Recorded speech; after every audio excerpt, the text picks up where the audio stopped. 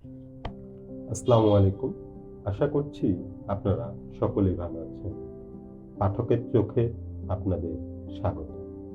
আজকে যে বইটি নিয়ে কথা বলবো, বইটির নাম অতীত ঢাকার আশ্চর্য ইতিহাস।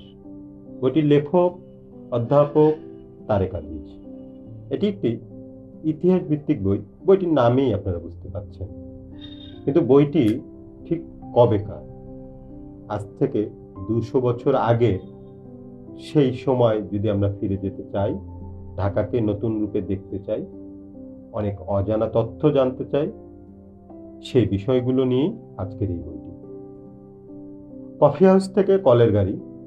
সর্দার ফজলুল করিম স্যার ওনার ৪০-এর দশকে স্মৃতিকথা বইয়ে লিখেছিলেন, লঞ্চঘাটে লঞ্চে বসে ফুলবাড়িয়া রেল স্টেশনের ট্রেনের আওয়াজ শোনা যেত। সে ফুলবাড়িয়াটা কোথায়? আজকে গুলিস্তানে। সেটা আমরা অনেকেই জানি না। একসময় এখান থেকেই ট্রেন চলাচল করত। শুধু ট্রেন নয়, এই যে কলের গাড়ি আমাদের ঢাকায় এসেছে, মিটফোর্ড হাসপাতাল কার নামে নামকরণ করা হয়েছে, এইরকম আরো অজানা তথ্য জানতে আপনাদের এই বইটি পড়তে হবে।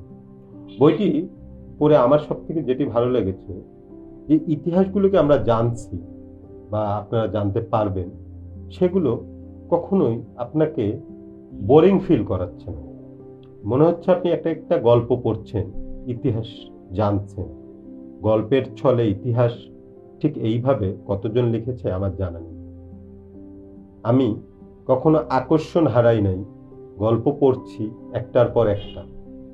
ঠিক ছোট্টবেলায় যেভাবে রকিব হাসানের গল্প পড়তাম আকর্ষণ নিয়ে, এই ইতিহাসটাও আমি ঠিক সেভাবেই পড়েছি। মনে হচ্ছে যে এরপরে কি আছে, এরপরে কি আছে।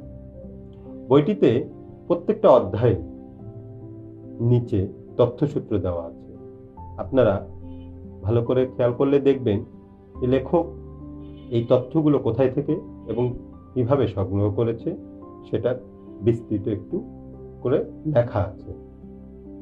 তাই আপনারা যারা অতীত ঢাকা সম্পর্কে জানতে চান, ইতিহাসকে জানতে চান, কিন্তু গল্পের ছলে নিজের মনের ভিতর থেকে যে শব্দগুলো আসবে সেগুলোকে আপনি ধারণ করবেন আপনার মতন করে, ইতিহাসটাকে জানবেন, তাদের জন্য আজকের এই বইটি।